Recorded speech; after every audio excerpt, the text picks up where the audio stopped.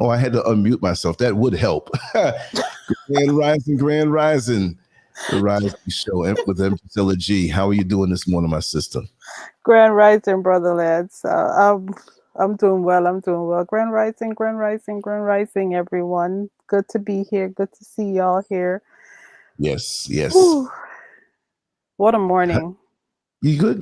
You get enough sleep? I don't know. It sounds a little foggy this morning. You all right?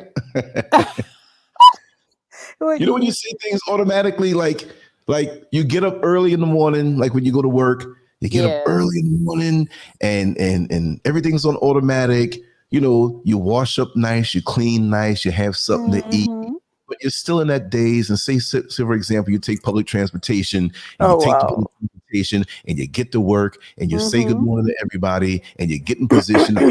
If you have a cubicle and you sit in the cubicle and you have a little glass, a little mirror there, and you look and you did all of this and there's still a big wad of stuff in the corner of your eye, which means you're not awake all the way. Is that what it means? So you mean I went and said good morning to everybody and got on the train to the bus and washed up now and you thought you cleaned your eyes out, but no, it's not. You didn't do a good job, right? You didn't wash your face. You probably washed your mouth after you brushed your teeth. You didn't wash the rest of your face. You didn't get everything right? Exactly. No, I'm good. I've been up for a minute, Okay. Yeah, I'm good. But, you have to remember, this is the Rising Show. We are live and there are overnight, workers and, folks that are still asleep. So, yeah. Well, people look at this title and they're going to say, well, you're talking this way. What do you mean?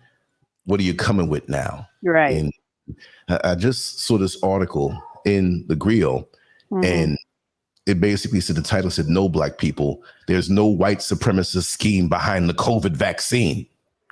I'm not going to say that word anymore. I just had to say that the one time because that's not a violation in itself. Okay. So we're speaking about people thinking that there's a scheme behind it or some white supremacist scheme behind it. And the person who's the author is saying, no, that's not the case. But can you blame black people for not trusting the so-called system? No, you can't.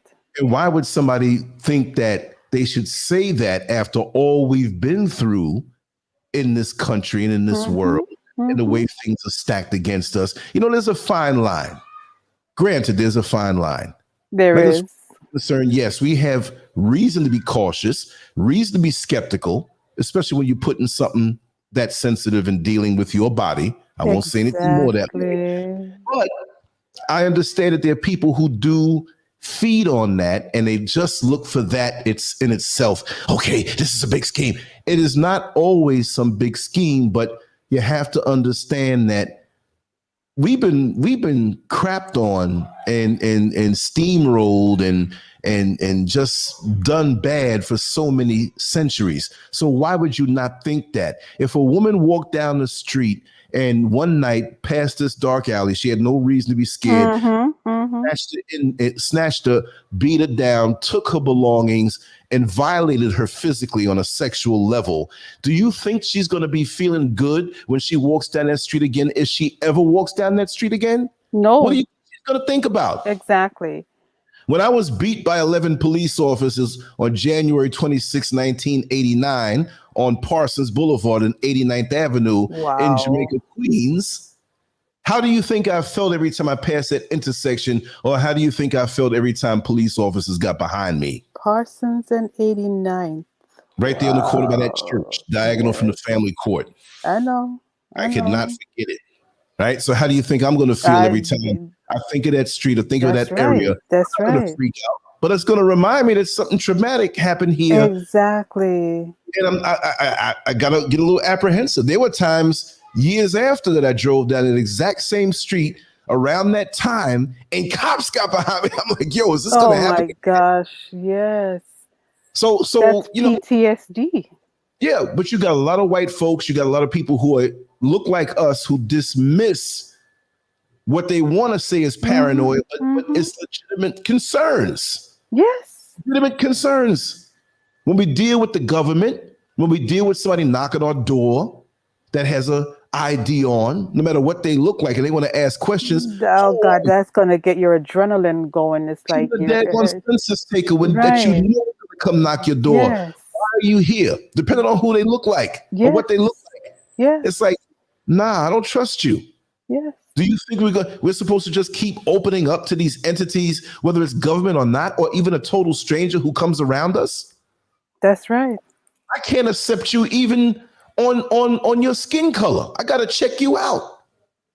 There are too many information gatherers out here. There are too many informants out here. Most people online say agents. And people are, you're crazy about agents.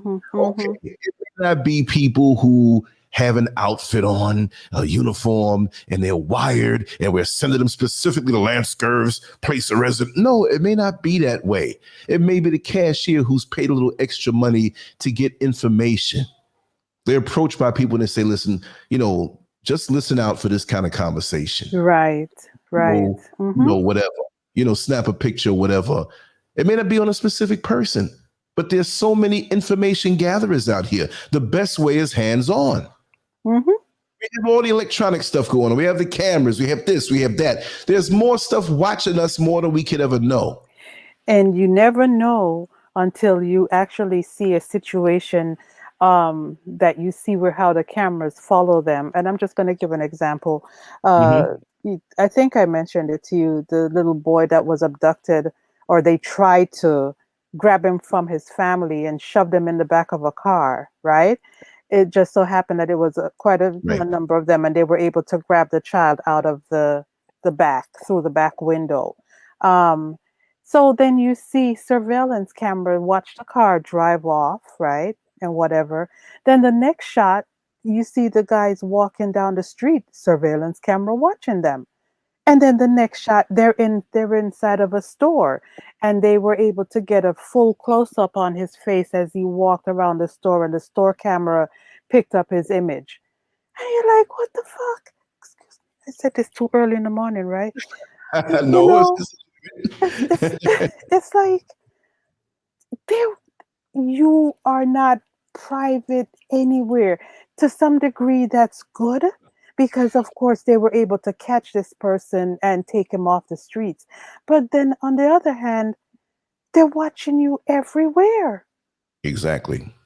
You got to notice and see, back in the day, folks had me as one who was just straight paranoid. After that happened to me in '89, I was aware of what happened in the black neighborhood. I was aware of how the police, I wasn't oblivious to it. Right. But when it happened, it became more real for me. Like I say, when I have my flashbacks, when I have my PTSD flashbacks, I can taste the flesh of that white man's hand in my mouth and punch me when I was in the chokehold with the other guys in the vehicle.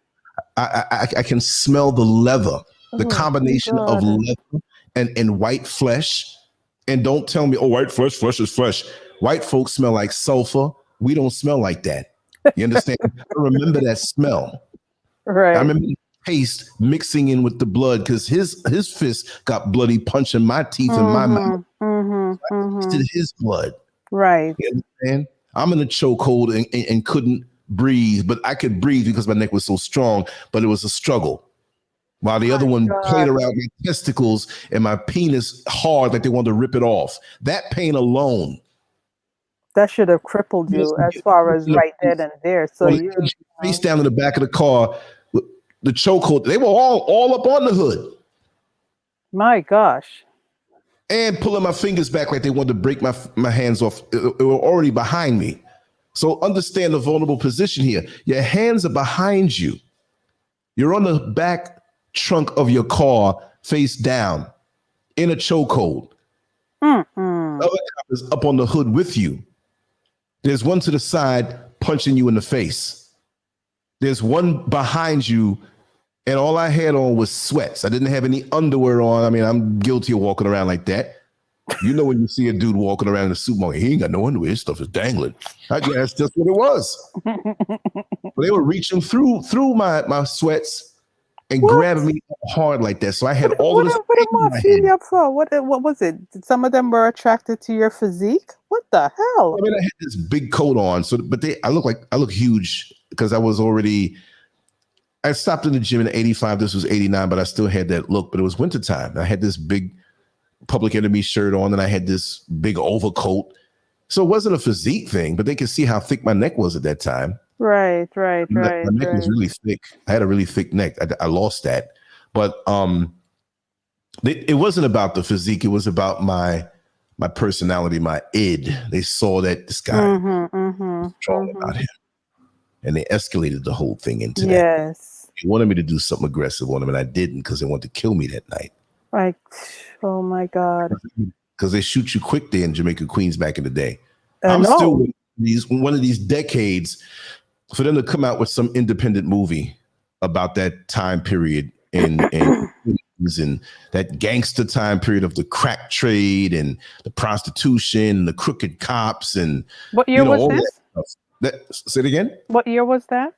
89. But before then, it was already in place. 84, 85, 86. But I believe it was 88 when they killed the cop Eddie Byrne while he was patrolling Arjun, the Indian who the drug dealers were harassing. And that was 4 blocks from my house where I was living. Okay. Yeah, that was 4 blocks away. And they had these guys they had this immigrant from Guyana, but he was an Indian, and he was living there, and it was right in the roughest parts right there when crack was. Well, I mean, it was real bad. It started to get bad over by me, but the 4 blocks over on the other side of the Van Wyck, it got really, really bad. Exactly. And they were harassing him because he had all of this property. He had the house, but it was like he had 2 or 3 extra lots, and it was his property. So he didn't like the fact that he had kids there. His family, and these guys were selling drugs all not only on the property, they coming up in his yard and stashing some of the drugs. And he's like, I want you to know I got nothing to do with this, but they're using, I don't want the cops coming here and saying I'm with this. Exactly. And they were threatening him. Maybe they wouldn't have threatened the brother or black folk as fast, but they were threatening him. Oh, you little Indian, you ain't nothing. You don't know nothing about around here. And so they were threatening him. So he called the cops, kept calling them. And so they wanted to set up a substation over there. But I think before they made the actual physical little whatever, they would have cops around the clock parked across the street right there in front of his house. Exactly. There wow, that's crazy. Eddie Byrne, who was there for the night shift. 23. He was in his 20s. He was basically a rookie. And he fell asleep. Well, one of the drug dealers wanted to make a statement. They kept watching the guy and they kept seeing it. This guy every now and then he falls asleep. Okay, you fall asleep while we're out here. So they made a statement to the police and they had a guy walk up to the side of the police car and put a bullet in his head. Oh my God. And it was on. I mean, every black man now became a crack dealer. They wanted to make a statement. The police were our enemies. Yes. It wasn't you can differentiate. No, you live there, you walking down the street, they flash the light on you, they roll up on you on the sidewalk, then leave again. They harassed every black man that was out there, and every black man was not selling crack. So me, I wasn't one who was of the street, but I got to go through the street because I live in that neighborhood. Right. I was driving, of course, and I'd go to where I had to go and come back. You'd get pulled over a couple times. Okay, you can do that. No problem. But that particular night, that thing happened. We're going with 2 friends of mine to get some food for his mother so she can cook it for the morning for the father before he went to work. Right. So it was around midnight. We said, okay, we'll go. A bunch of us were hanging out in their basement, and my car was the last car to pull up in the driveway because a bunch of cars, I said, we'll go in my car. And I just got it a month before. And that's something. 89 Buick Regal, and I got it in 88. Wow. It was the aerodynamic one, black with black tinted windows and nice rims, whatever. People, you know, I wouldn't buy a Buick now for anything now, you know, but right. But it was a nice looking vehicle. Back then they were one of the cars. Exactly. You know, so, you know, that's what happened. So you expect me to not have to, you know, and there was another incident that happened to me in Flushing not too long while this case was going on that I had to deal with. Now I had to deal with a court case. Wow. I had to deal with making up false reports because they said that when they pulled me over and the white woman who was on the right side of the vehicle, Tracy Monty, probably like 5'3" white woman, Italian white woman. She asked me, you know, will you drive with no insurance? And I'm like, no, I have insurance because it's a brand new vehicle and I would not be able to drive off the lot. It was obviously a brand new vehicle. Exactly. Right. 3 weeks earlier to, you know, a month earlier, you know, and I kept it clean. It was brand new. I mean, I could have kept it dirty and it looked good. True. Because it was new. I had another Buick that I traded in that was black. Right. He said, oh, the insurance lapsed. I said it lapsed on that because I wasn't going to keep the insurance up on that. But I traded it in and let it lapse and got new coverage. I can show you. Oh, no, it's okay. I could see your logic. Yes, it's okay. I said, it's okay now, but it's right there in the glove compartment. I can get and show you everything. No, it's okay. You can go. I said, really? I can go. Yeah, you can go. So I start to put the car in the gear, and this other one, Benjamin, hits the window with the stick. Where the fuck you think you're going? You know, he's a Puerto Rican, but he wanted to be white so bad, big, tall guy. And he had some issues where I think there was a shotgun pointed at him and it jammed and it never, you know, so he had his PTSD issues. Right. Yeah. Asked me to get out the car, cussing me out, put your hands behind your back. I said, what, you detaining me, arrested me? What did I do? Don't give me that shit. Put your fucking hands behind your back. Blah, blah, blah, blah. Oh my God. All of a sudden more cars start coming. Looks like Christmas out there. So it's 11 police all together. God. 9 came on top of them too. 4 of them jumped on my back to bring me to the ground. So I was in a squat position. So I just stood up with them. I was still strong. And I walked to the back. I wasn't trying to run. I wasn't trying to punch nobody. I knew they wanted me to try to hit them. So they really can give it to me. Right. My eyes were still beat closed. My lips were still beat. I'm going to find that picture. I'm going to find it and show you my face. It's somewhere around here. When I get all the way, I'm gonna show. I had a Public Enemy sweater on. You know, I had a high top fade. You know what I mean? Yeah, but my face was, I'm not gonna say beaten beyond recognition, but it wasn't. And when you saw my face, it was after being in jail for 3 days because they didn't want the judge to see me right away. So it was worse than that. They didn't. So you were there. They had you detained for 3 days. Yes, and you can't keep anybody over 3 days, but you can play around the system because now when they arrest you, I know they do that in New York City. I learned the hard way that okay, we ain't gonna have him see the judge that quick, make the moves go down. Yes. So the way I looked after I got home and snapped the pictures, you could basically say it's going into the 4th day. Right. And it looked bad then. What did your mother say? I mean, She was very strong. My father was, you know, he had Alzheimer's, and you know, he was diabetic, and he was thankfully he wasn't a factor in it. But her and my brother, my crackhead brother, you know, he did come through. He did help us out because he knows a lot about getting locked up, right? And he's smart, you know. So him and my mother showed up at the precinct, and that's when they realized that, wow, this guy's got a family. This guy doesn't have any record. This guy's not a crack dealer. See, there was a guy who bought the same exact car. His name was Larry. I didn't know him. I got to know him after. Right. He bought the same exact black Buick. Interesting initial in it, Lance and Larry. We thought it was him. That's what I heard. You know what I mean? Right. And having a close friend who worked in the precinct, I can't mention his name. He told me the inside scoop.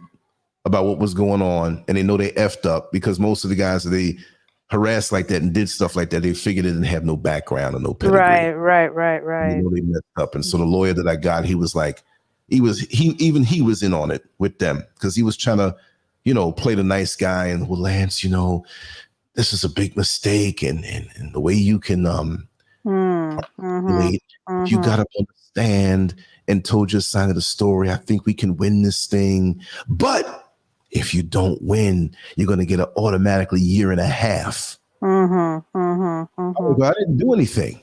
Right. So other sources that I had, they were like, listen, man, they know they messed up, and I should have not taken the plea deal, disorderly conduct, and just let it go after 1 year. But I was concerned about if I lost and my father was very, very sick, and I would have been locked up and he would have died. Well, that's what happened. I took the disorderly conduct, and he died in November 1990. Oh, wow. So how long this case would have went on before, and say I won? Cool. But what if I didn't? Who wants to be locked up when they have a loved one who's ailing? Exactly. No, it's understandable. Yeah, it's totally understandable. So, yeah. Just like the whole title of the show, how can I trust all of this stuff now? Exactly.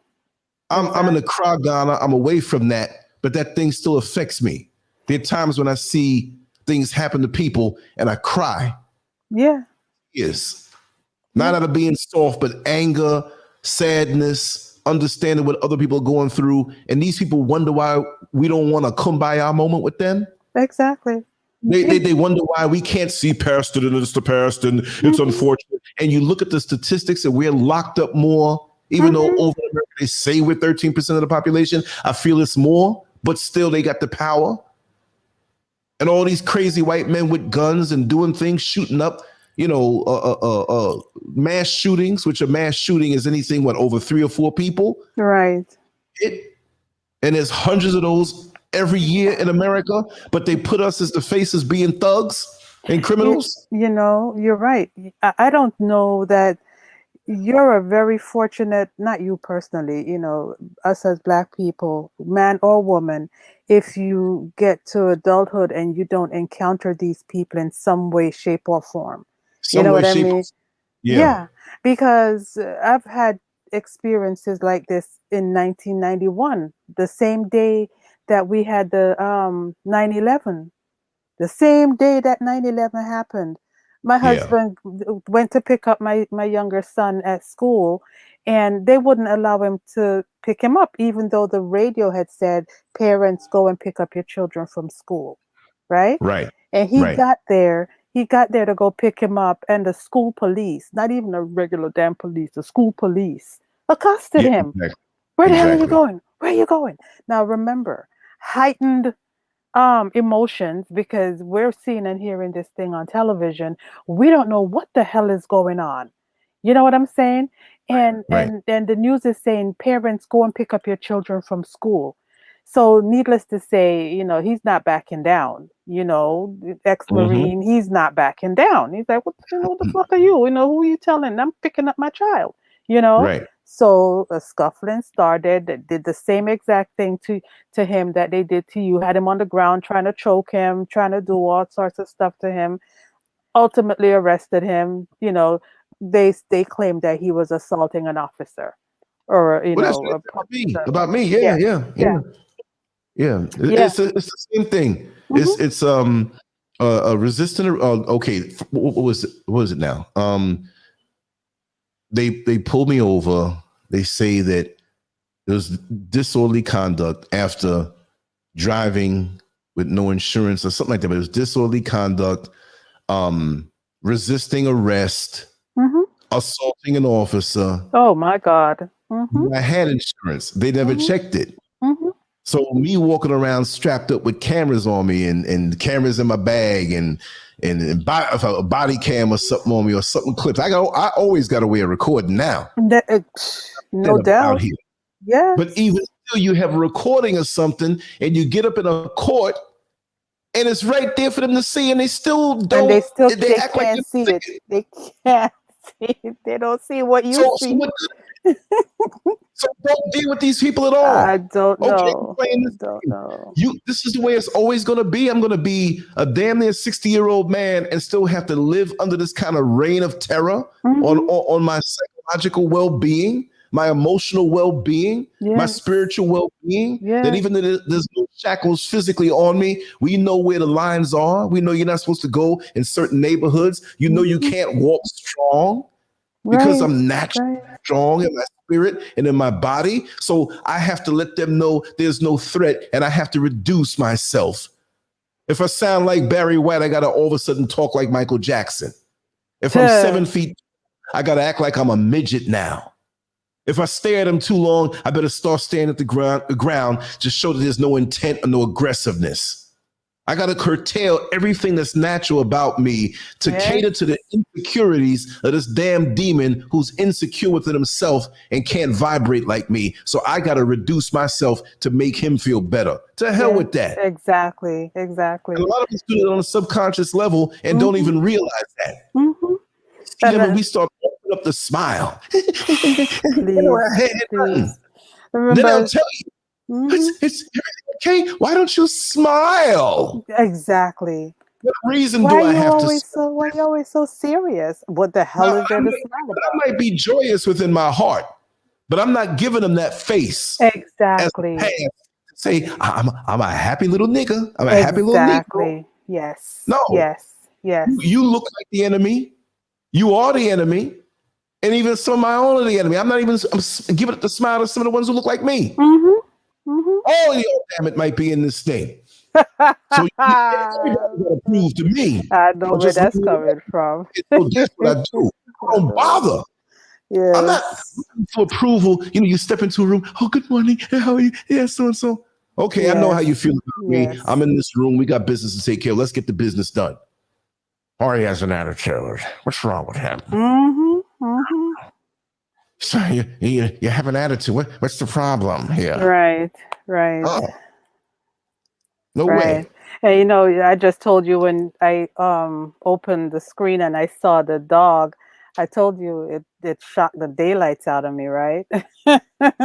I've been down the road where a German Shepherd was basically used to sniff me out. I was stopped by a bunch of sheriff's officers right around the corner from where I lived. Mistaken, supposedly. I see you. Mistaken identity, right? Wow. And they stopped me, like 6 sheriff cars pulled up on me, stopped me, told me to get out, put me down on the floor, on the ground, had me in handcuffs, and had a dog, had the German Shepherd walking around me, right up on me, like up in my face and stuff like that. Yeah. Exactly. No, but see, and they do it to the kids now. They do it to 6 and 7 and 8-year-olds now, have them sitting down on the curb. You see the mental training? We're supposed to be subservient in their presence.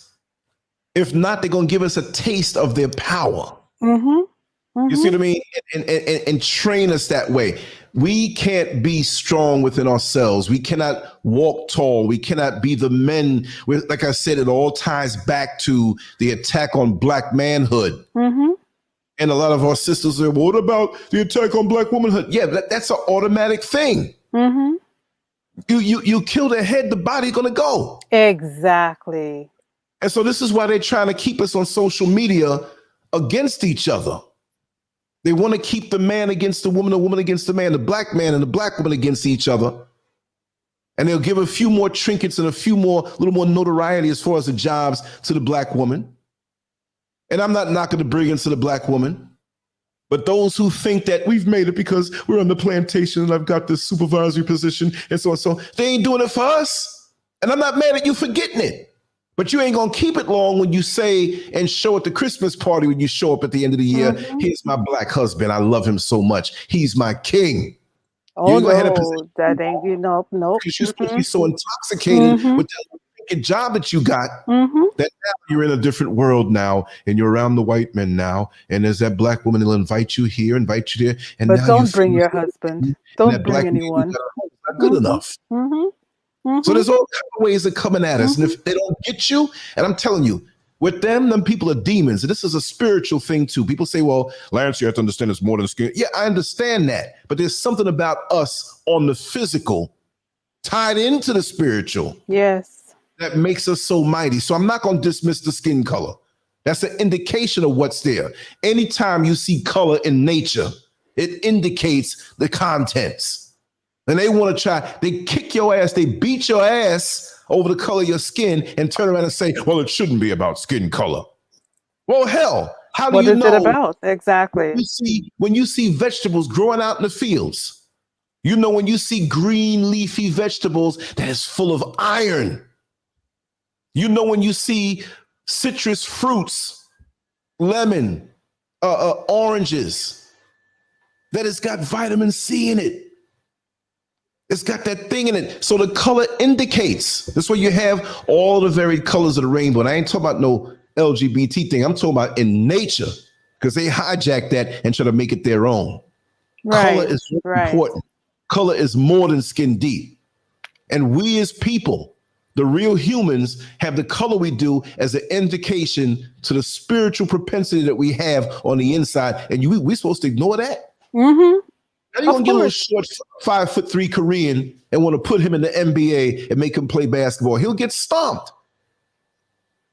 There's no knock on him. He's just born that way. And he has no vertical acuity. What is it? Acuity. Exactly. You know. So they don't want us to see our exactly truth. Mm-hmm. Mm-hmm. And if the black man and the black woman are together in unison, that's worse. Then we're synergistic. It's not, see, we're powerful already if you separate us. But you put us together and we're producing babies. Oh man. And we're enjoying each other. What is more happier? Tell me this. All the black people lived, and you look back and you say, okay, when you have a black, what you call a black stolen African, whatever. I'm not getting caught up in that old indigenous talk, whatever. When you got a black behind home, that's happy. The wife and the mother, beat that. The husband, the man. Yes. Cooking food and the kids are running around. Mm-hmm. I don't care where they live. Ain't nothing more happy than that when they're in one accord and working along with each other. That is so true. That is a powerful thing. That is so true. That man leaves out to go to work, man. He feels so strong. He comes back. He knows what he's coming home to. She knows the man is faithful and focusing on whatever. She's just so happy. She might have a few disgruntled girlfriends, but that's not going to stop the joy in the home. Nighttime comes on. They do whatever they do, you know, behind closed doors. That's feeling good. Good. Man laying in bed. It ain't sexist to say, oh, when the woman's cooking and he's looking at her, he can cook too. But check it out. When he's laying back in that bed or that couch and they done had a good night. You know the feeling? Oh my God. And ain't nobody around. She got some little short something on and she just, and he just, let's just be real. He look at them legs, look at that ass. That's my woman. She's more than just legs and ass and titty, but damn, she look good. And she's in my corner and she loves me. Damn. And I'm throbbing. I'm drained and happy down there. And we were laughing. Woke up and we got plans for the day. Man, nothing can whip that. What you talking about? But you go on social media. That black man ain't nothing. I'm swirling. I'm going with the white man. And so that white man can't give you nothing. I don't care how much money he got. He ain't gonna give you that. Look, we made for each other to vibrate under the sun. That's right. That's right. That's right. Lips coming up on you. Oh man, I want a little suck your nipple. You laying in bed with an alien. DNA, dog DNA. Come on, man. There's no connection. It ain't gonna work. It's like a counterfeit part. It ain't gonna work.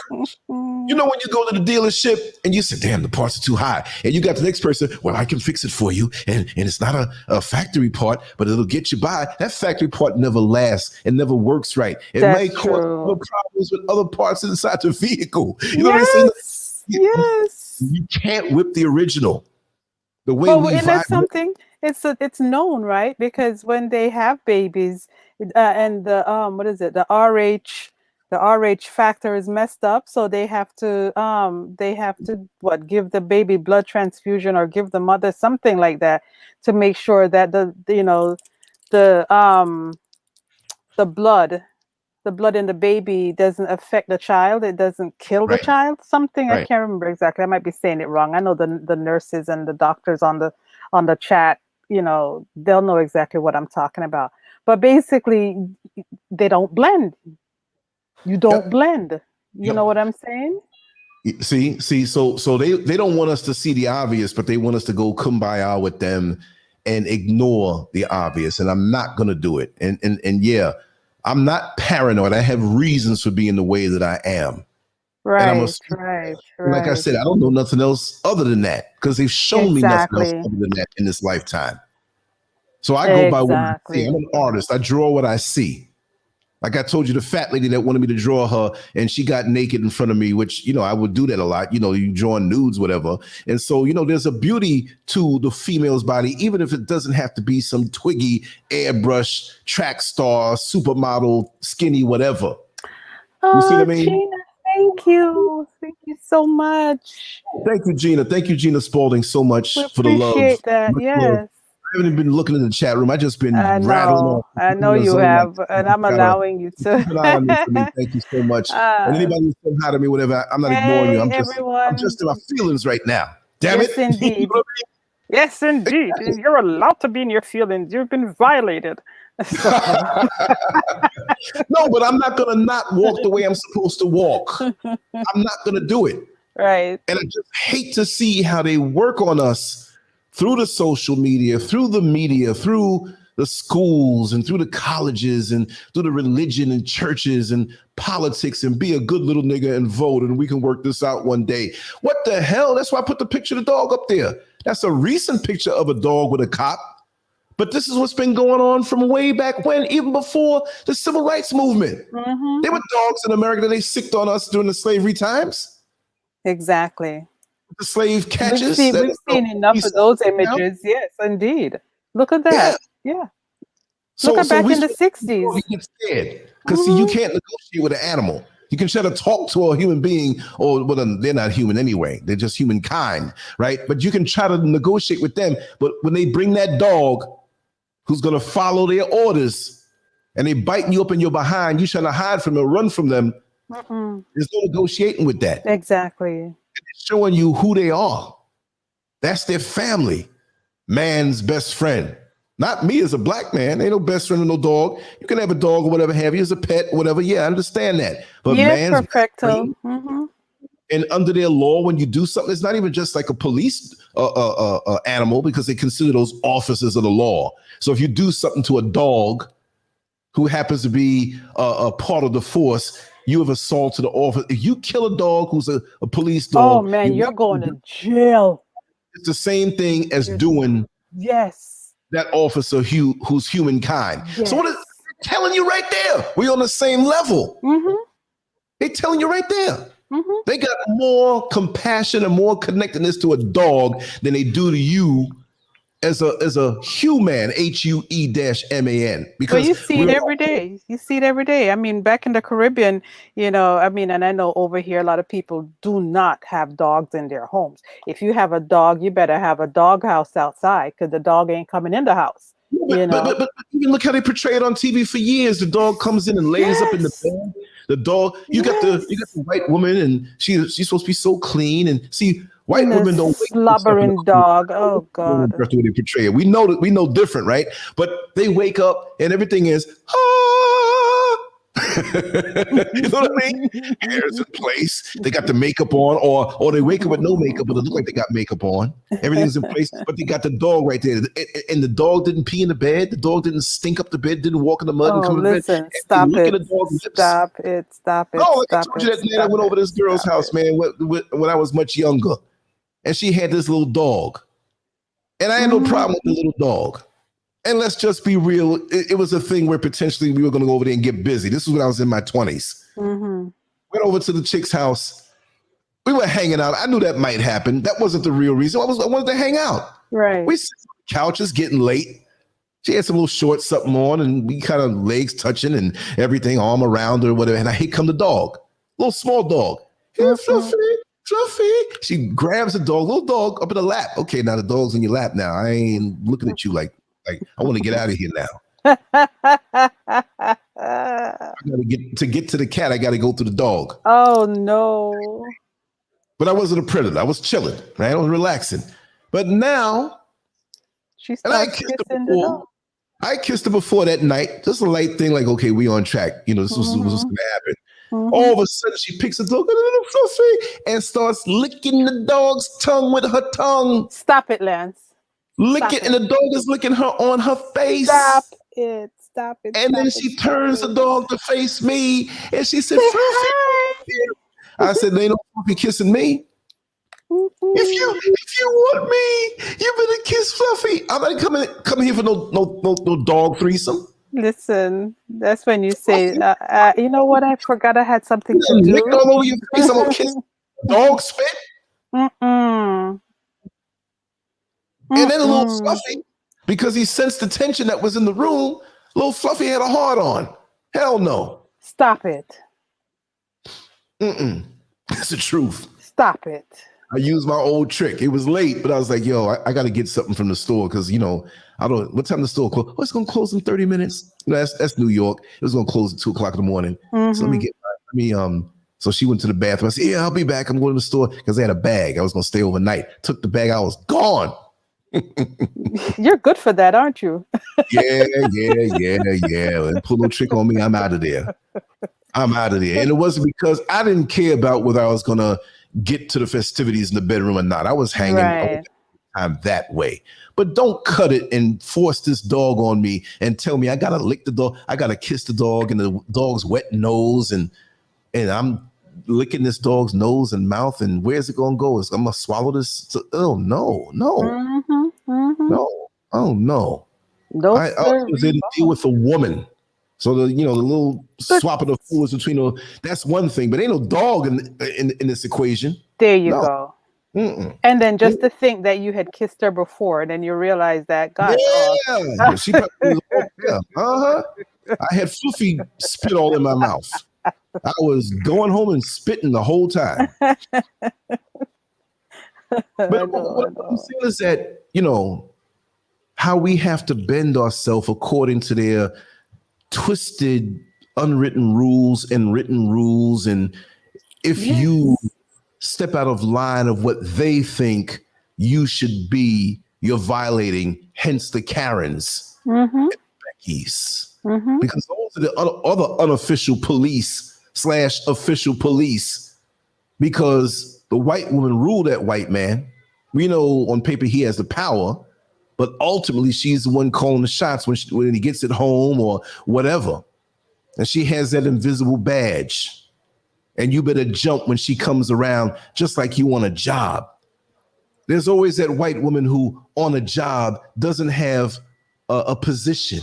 She's at the same level as you. Because she's screwing one of the supervisors or one of the she parades around that job floor like she's doing things. I feel like that's been every damn job I've been on. And you'll be a bunch of black folks talking around your cubicle or you're in a warehouse somewhere, and she comes with that stupid puppy dog smile, and all of a sudden you're supposed to ape up for her because you know she's connected and damn near almost in fear. How's everything going on, fellas? Whatever she calls you, could be women. And everybody starts aping up, everything's fine. And when she goes, it's like, a sigh of relief. Because she's trouble. She's looking for stuff. Something you're supposed to do, and she looked over your shoulder, and all of a sudden, the top guy, big supervisor, is coming. Or just wants to correct you. But how did he know? He came around. You're not even by that area no more, and he's going to correct you. Oh, well, I heard that. Well, no, he didn't even say he heard. Next time, so and so and so and so, and you're like, she went back and told him. So these things that we walk around with in American society and beyond, and they don't want to acknowledge. They say, well, he's walk around tense and he doesn't trust anyone. Well, how are we supposed to trust you? I'm beyond trying to, number one. I don't trust them.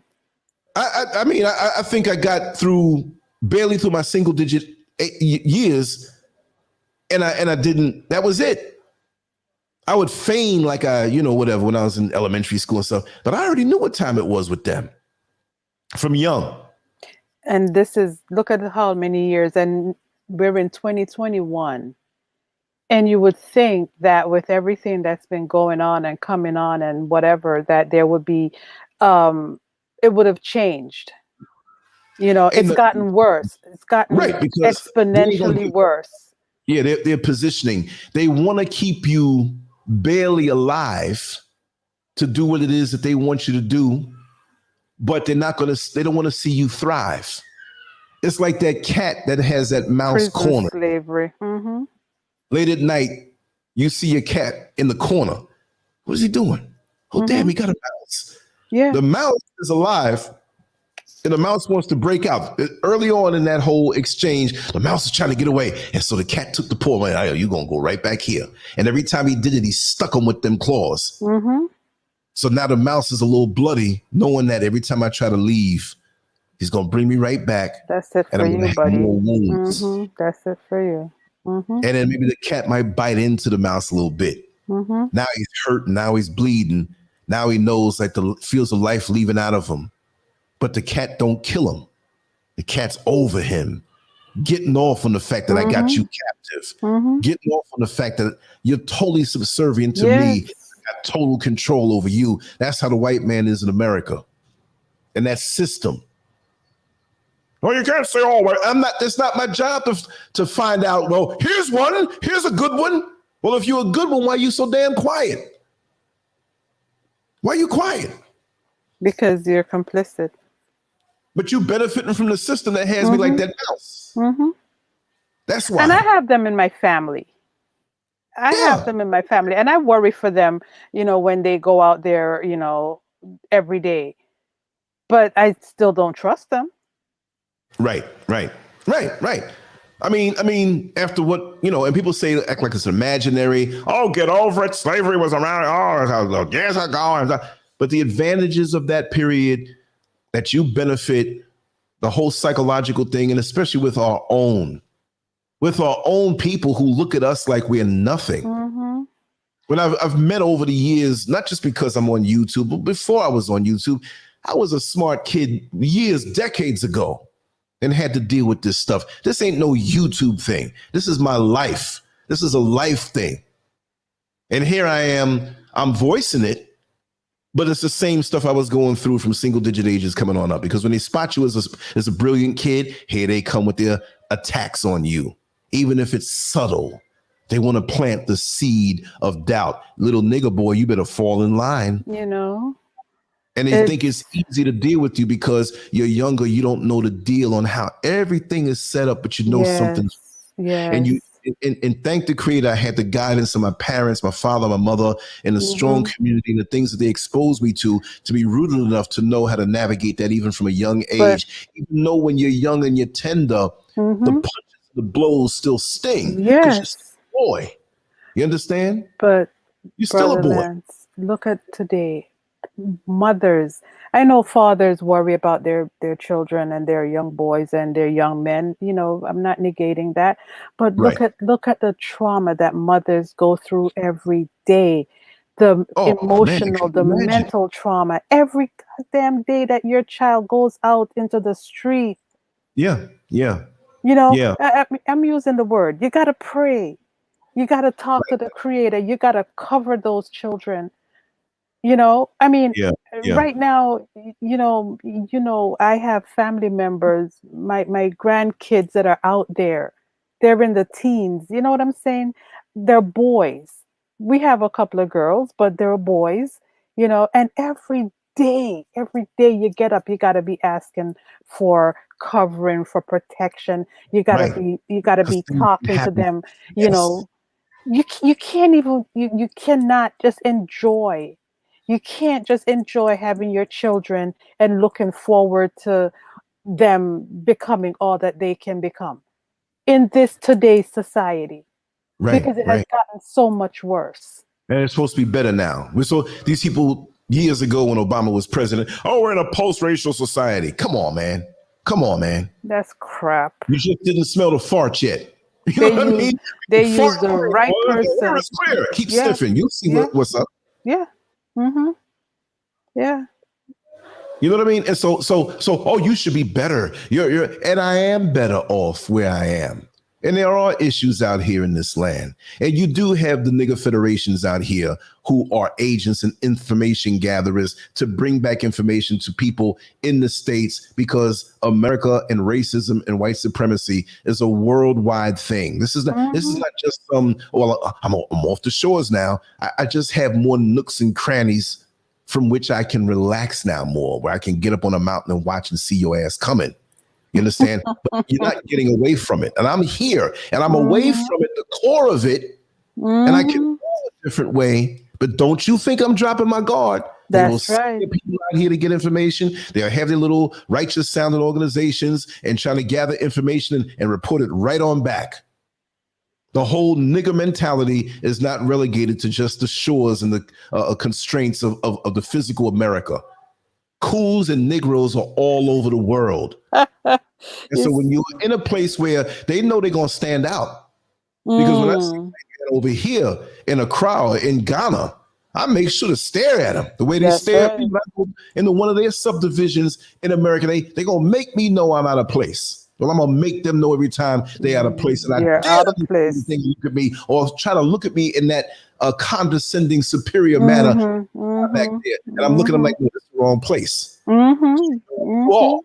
That's right. Do you know who you are? I talk to them too, you know. If they try to flash back that look, you ain't got nothing to stand on out here. Don't even think you can bring that out there. And I had to deal with this all my life. You better straighten your face up before I come step to you. I've said it, and I'm going to record some of it too. Oh my God! Put your head down and keep walking and be happy that you're in one. Nobody bothering you. Exactly. That's right. And when I'm in my sanctuary, when it comes, don't you come near there. What are you doing around here? Who are you? You need to keep stepping. Sometimes I get in my moods. I'm not an evil person, but I feel like putting up when my project is done, when my sanctuary is completed, no whites allowed. Oh dear. Put up a sign right there and take a picture and put it online. Where is this? It's an outrage. How can I do it? You gonna fly all the way out here and get mad at what I did? I might have a Klansman, a mannequin hanging with blood around his neck and a noose in my yard so I can see it every day. Come on. I need this. I need this for my mental well-being. I need some get back. This is how you cure your PTSD, brother. For real. That's how you cure it. Let me tell you something. I beat down by them 11 cops and locked up like that. I know. Charges put on me. I know. Felony charges that were later on reduced when they realized that I wasn't that type of guy. Right. That come from a good family. I don't want to hear that. Because you didn't differentiate then. Exactly. So keep rolling with it. It messed me up. Every month I got to go to a different court, situation. Right. Over my case, these blonde white DAs. I don't know why they got to be blonde. And they staring at me. I ain't got nothing to do with their case. They looking at me up and down and staring like they hate me. I mean, I couldn't believe it was an experience for me. And they already know who you are. And they look at it. They still want to class you and label you. Yes. Exactly. But I'm supposed to be lusting after this white woman. They expect the black man to, she's so blonde hair. I would let her go to bed with one of them. Shoot. Look, the only time you see me near a bed and a white woman is if I'm in a mattress shop looking to buy a mattress and she's selling them. Hell no. That's a good analogy there. Hell no. It ain't happening. I agree with you. And here they are as the ones who are behind a lot of this stuff with their white men. And they hate you. And yet the freaks of them want to go to bed with you. And you think it's some kind of elevation. I got a white woman. And you walking down the street pushing your chest out. And all you are is a tool. Because you're a well-hung black man. Like I always say, look at the language involved. Well-hung. You're well-behaved and we got you. You're controlled. And you have that penis of a tool that they use from you. You're nothing but a human dildo, and you pushing yourself out, or even for your finances, because the best of us, black men who make money. And I don't mean because they're in the white man system that we're better. I'm just saying it as a figure of speech. They'll take the cream of the crop of us, and we still proud. Tiger Woods laying up with the daggone housekeeper or nanny or whatever have you. Can you imagine? There's no value in that. And let me just tell you and pass on, I forgot where I heard it. Because, see, I'm not the kind of guy to get out here and start verbally plagiarizing stuff to try to make you seem like I'm some great dude who knows so much. I don't. I'm just like everybody else, but I'll pass something along. I once heard how we, as black men, need to be taught how valuable our sperm is. I'm not trying to get nasty or lewd or perverse. I'm talking about before we stick something somewhere, we need to know how valuable that sperm is, who we share it with, and who we possibly procreate with. Right. Stop slinging your sperm around people who are not worthy of building, who don't have the characteristics beyond she got a nice ass so she can suck me real good. No. What That's kind of woman is this? Character. Because I'm gonna tell you something. I don't care what their body parts look like, because you can manipulate those things with plastic surgery now more than ever before. It's the characteristics of righteousness that woman possesses that really makes her look good in the long run. Any old little Instagram thought wannabe can go and get some extra butt cheek slapped over here, lips blown up and all this stuff, and do the pigeon toe, duck walk, whatever, and push the lips out of, put one butt cheek on the sink and hold up the phone and arch their back here out of lust and a lower desire. Now, oh man, I heard a guy in the club when I was bouncing one time, man, she got a nice ass, man. I want to marry her. You want to marry her because of two butt cheeks? Are you serious? Does she know how to cook? I'm not saying sexist, like a woman said just to cook, but I'm just saying you're gonna have. You know what? That would be beneficial, right? But I'm saying you want to make sure she can do that. You should know how to cook. That's right. You should be prepared. You should be all the things as a man that you want in that woman. Meaning that I'm not saying be a woman. I'm saying all the things. If you expect her to have it, you need to have it too. But if you can do that and you're on your game, guess what? You have the right to say, oh, I take her to get fast food. I don't care how nice your booty look. You're not going to be feeding fast food. Exactly. You got to go. Okay, how good the head game is. We being raw this morning. You got to go. Got to go. I'm hang around for that a little bit, but you ain't going to marry you. I'm just saying though, for real, man, come on, man. You got to understand, don't lay up with nobody that you can't have no child with and be with for the rest of your life. Case closed. Stop with this whole, this is just this kind of arrangement, consenting adults. All it takes, like they say, what's the Bobby Brown song? A little bit of love is all it takes. I used to change the words around. A little bit of sperm is all it takes. A little bit of sperm goes a long, long way. A little bit of sperm is all it takes. And if you choose the wrong one, you're all jacked up. A little bit of sperm is all it takes. A little bit of sperm goes a long, long way. And just I'm going to put the head in. That clear stuff will mess you up too. I'm just gonna put the head in. Listen, you don't head first with the wrong head. What? That clear stuff? That clear stuff is deadly. Those are the sperms that are up early wanting to get out. God, that is deadly, deadly. That's some early bird sperms. Yes, those are the strongest ones. Yes, indeed. That's right. Maybe that's why I got 4 strong kids. For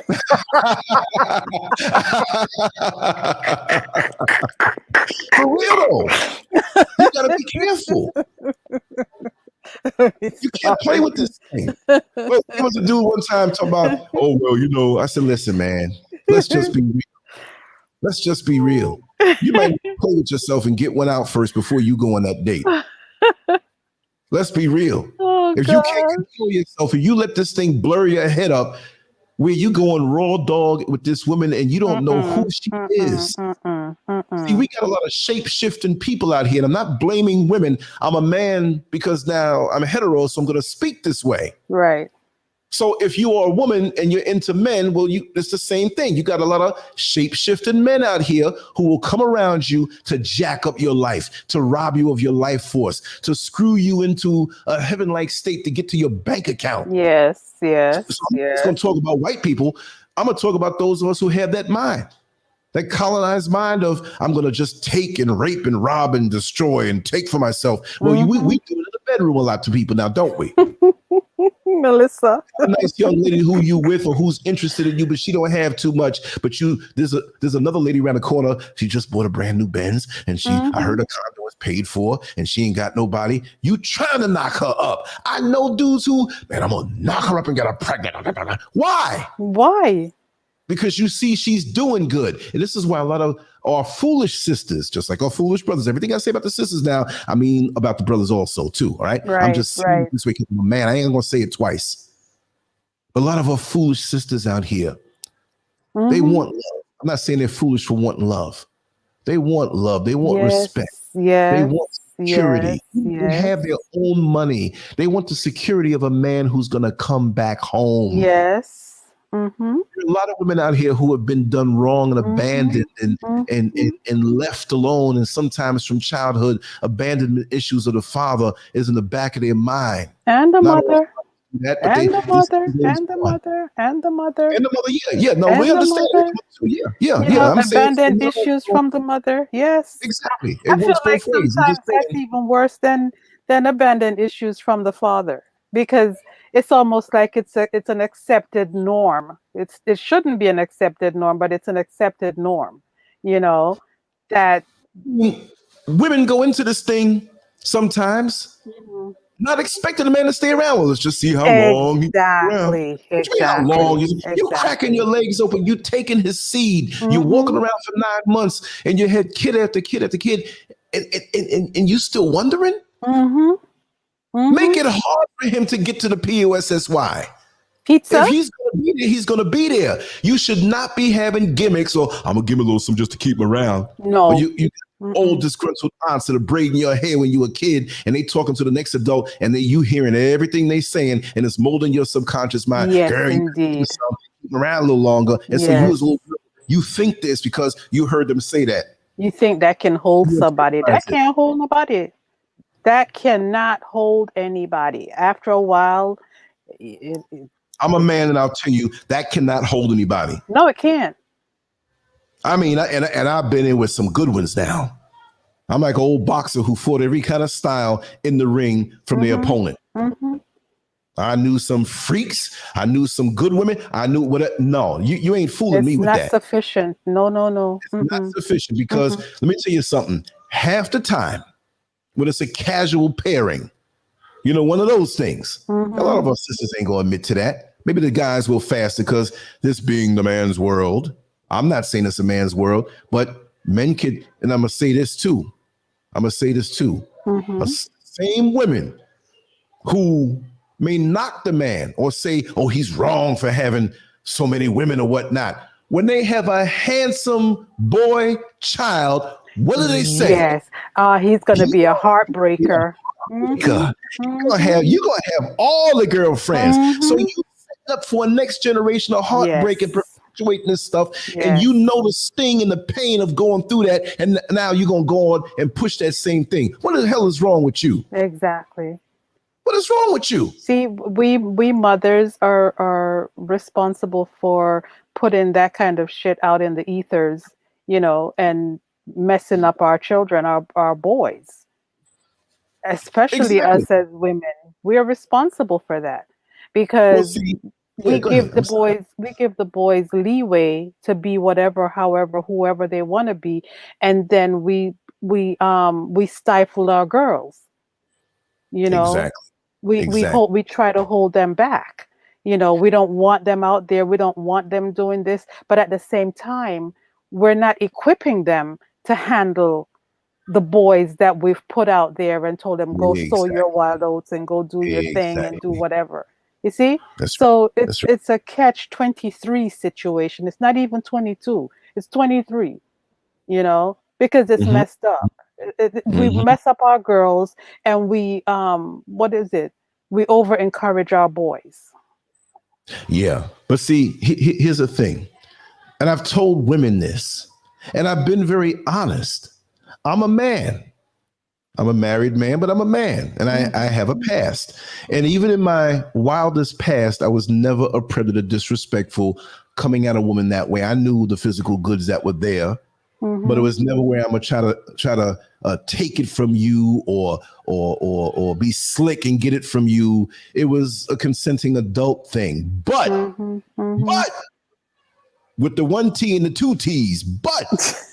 There were times when I already knew that even when we got to that point of the bedroom, that I did not want to be there. Oh, wow. There were points where I'm like, no, because, okay, you're talking to this person, you see their mentality may not be where you are. Not that I was better or thought I was better, but their interest may not have been my interest. And I was ready to like, okay, we're not going to have the fun that I thought we had. I'm talking about fun.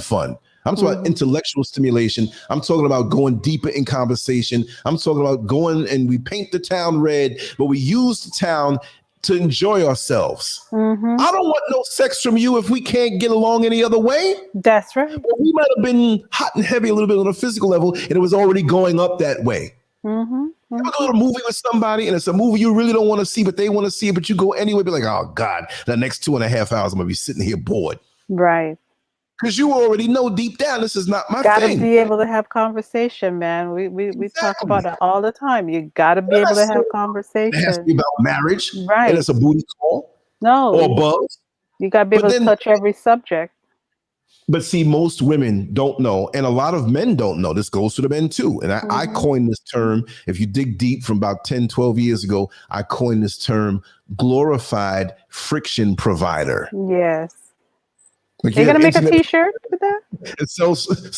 Sell service providers. Well, many women don't understand that all they are. I'm not saying this to put anybody down, and the same with the men, that you are being used. You are a glorified friction provider, thinking that this man wants to love you and be with you and interested in you.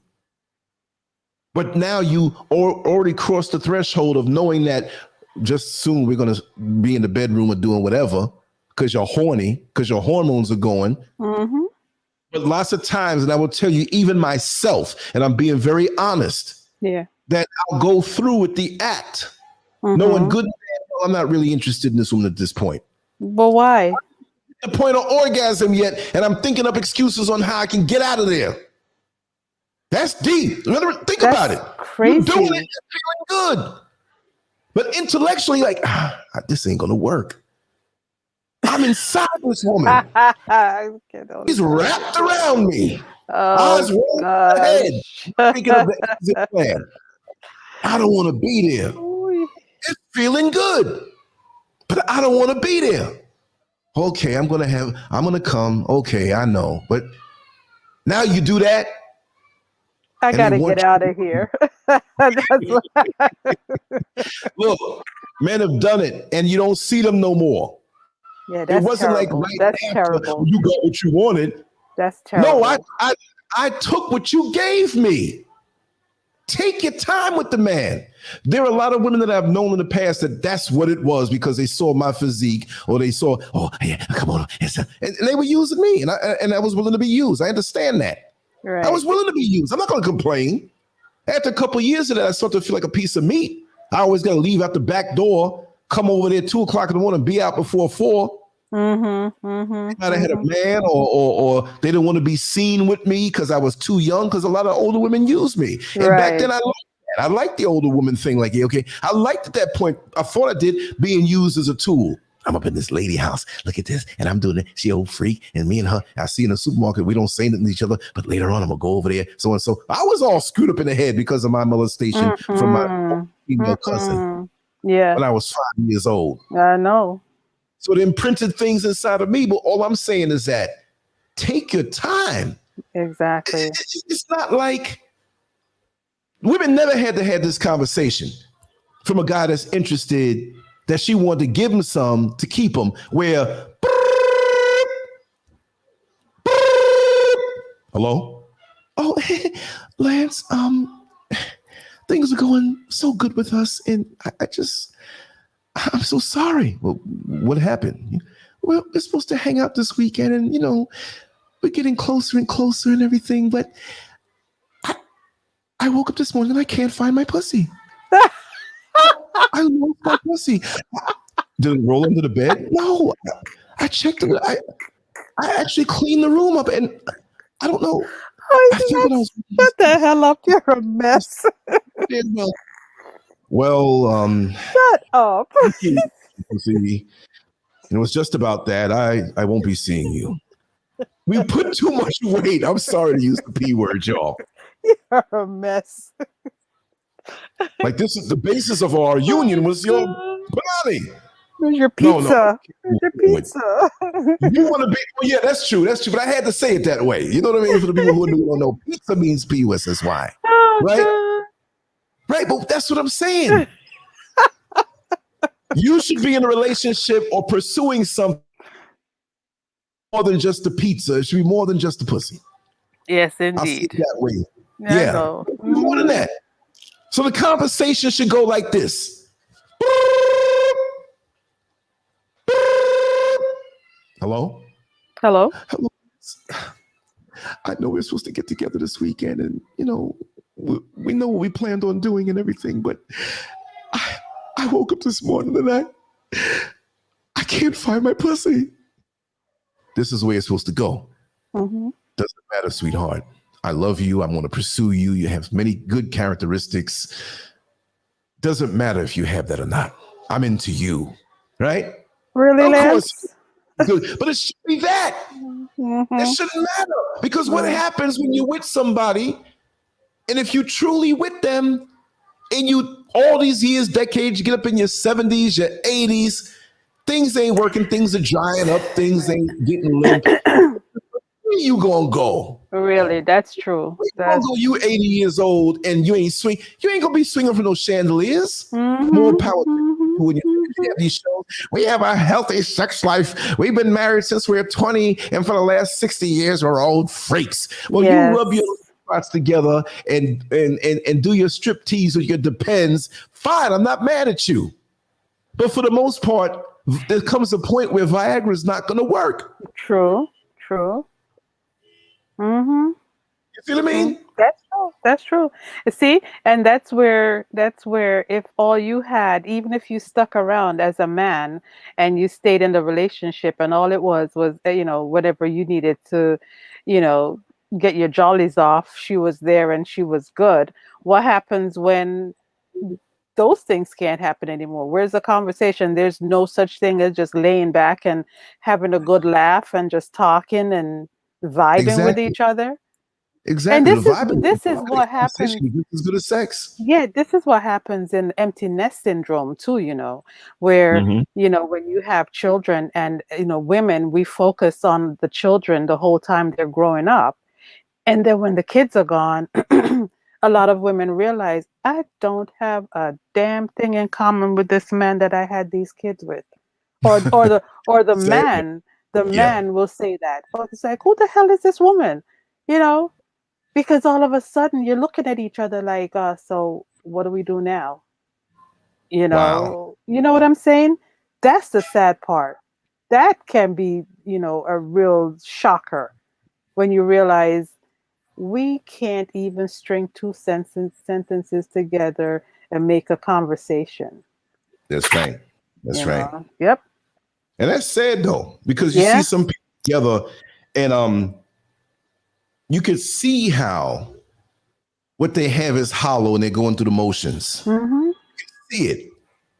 And what they're going to do, you already got 5 kids walking around, whatever, with you. You already established, you're on your job, you're married, you got this going on. You're like, you can see it. It's like, where is the love? Where is the love? It's like, damn, that's all it is. One walking 10 feet in front of the other, and there's somewhere else, and it feels so flat. Like, how do you open up this bubbly soda and leave it on the table for 2 hours, go to the store, come back, and expect it to be bubbly waiting for you? Exactly. You gotta cultivate this thing. Mm-hmm. Mm-hmm. Yep. But like I said again, going back to the original thing, how this racist system has affected our relationships. Yes. Of course it affects us. We got all these different struggles on these different levels. And like you said, people don't understand, especially black folks in denial in 99.999% of these white folks.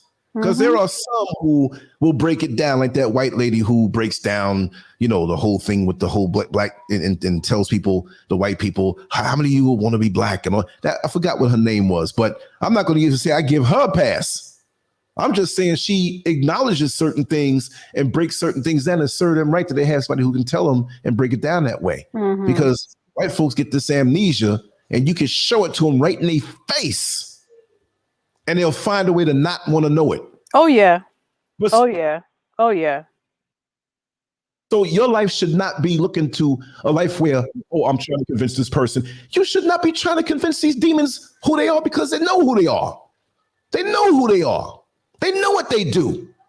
When you're a crackhead and you acting normal in front of everybody, you know you a crackhead. Exactly. You know you a crackhead. Exactly. Because you there, everybody else is enjoying themselves. Yeah, we're at this party, we're getting along, and so and so and so and so. And you at somebody's house, they have about $10, $15 sitting on the table because they sent the kid to the store to go get more ice and they go to change right there. Everybody else normal. There's just money on the table. It ain't mine. You the crackhead, you're like, how do I get that money? Yeah. Get in my pocket. You thinking different. You know who you are. These damn demons, they know who they are, but they lie to themselves and tell something else. Well, I have black friends. I donated to the NAACP. But you hate me because of the color of my skin.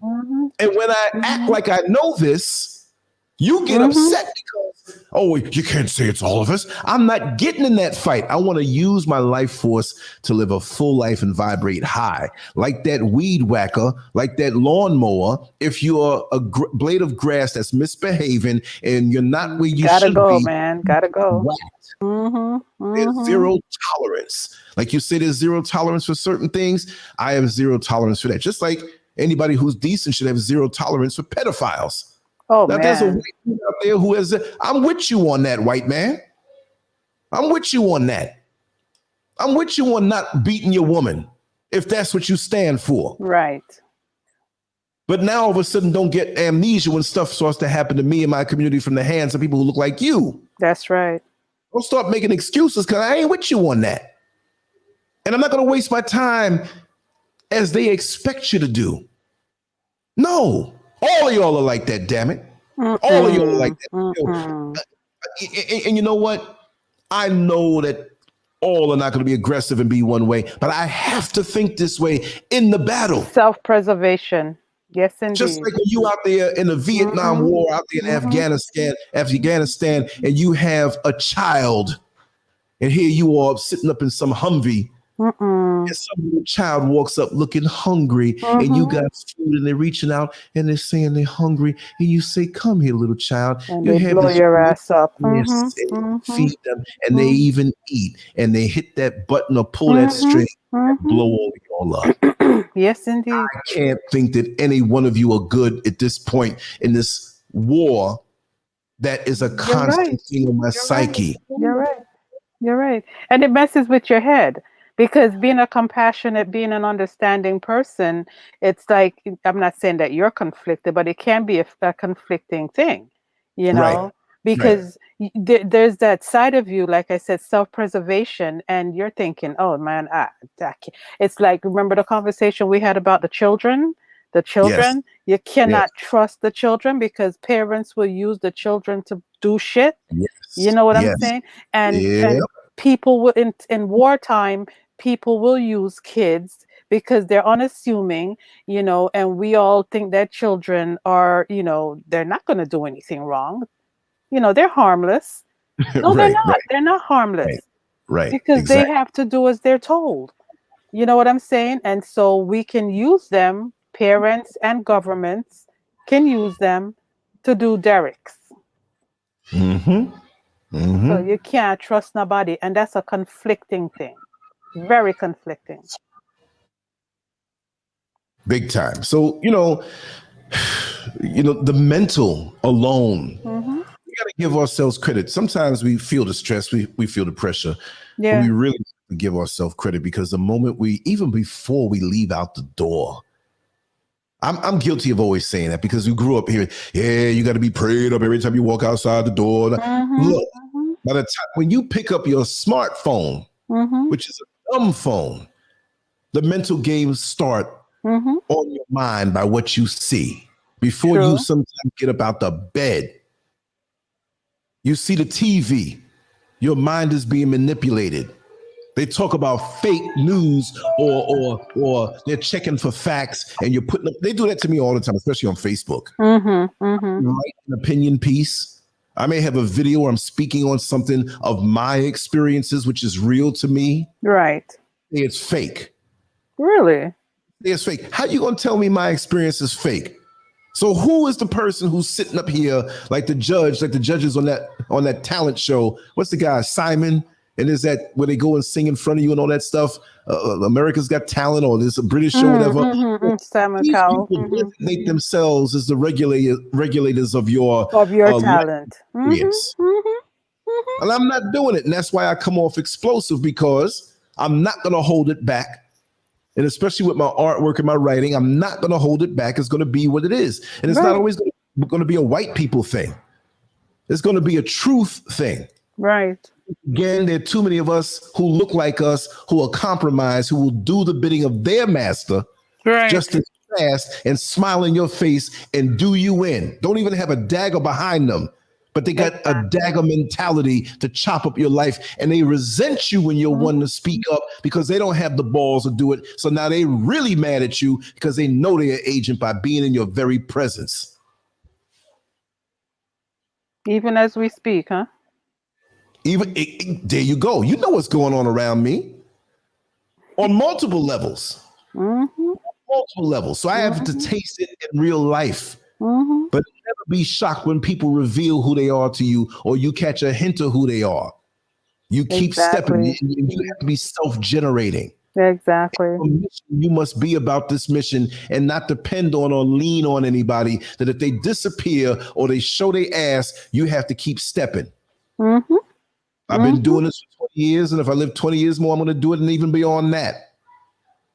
It's not a dress rehearsal to see how many followers and subscribers, whatever, because this conversation will be going on anyway. This is right. We had a wonderful conversation after the show that we recorded last night for hours. Oh, man, that was so good. And the world will never hear that because this is where we live. That was awesome. Exactly. It's not every conversation we put out there. We don't have to. We live this.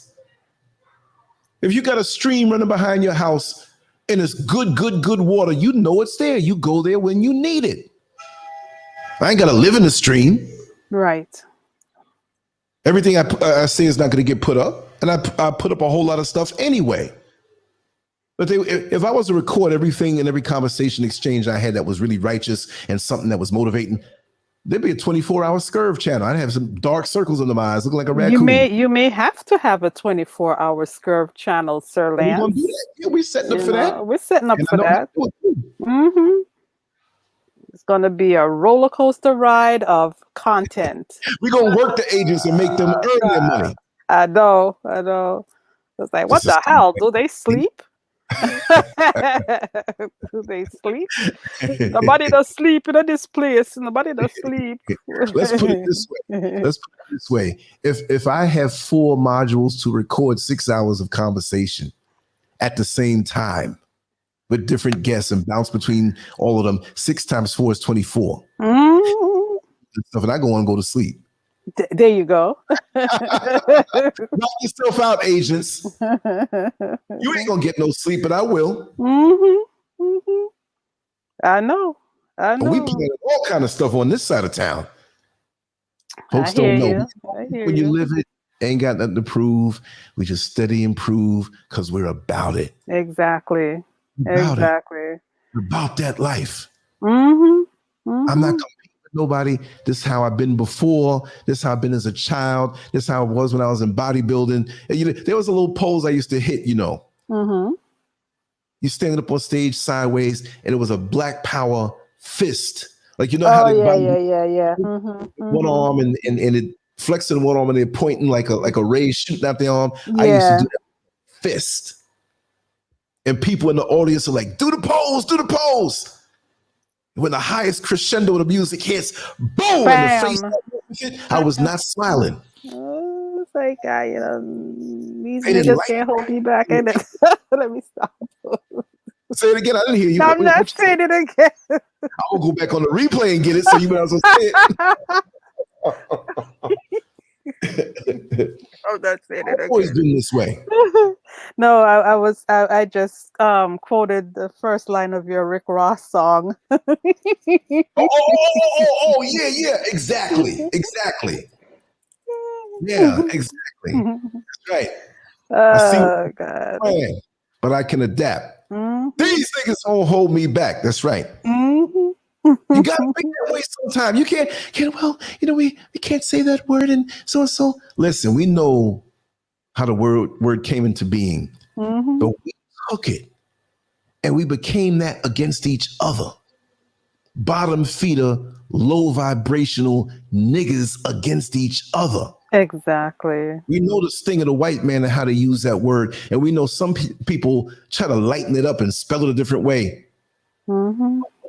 And you talking about a word. If only most of us understood that it can be used against them or against those white people also. Exactly. You know, that same word can be used, you know, to describe them. Right. But they don't care because, see, they got the power in this society. So you can call them that all you want. But all I'm saying for the black folks who are touchy about the word, I'm not defending the word.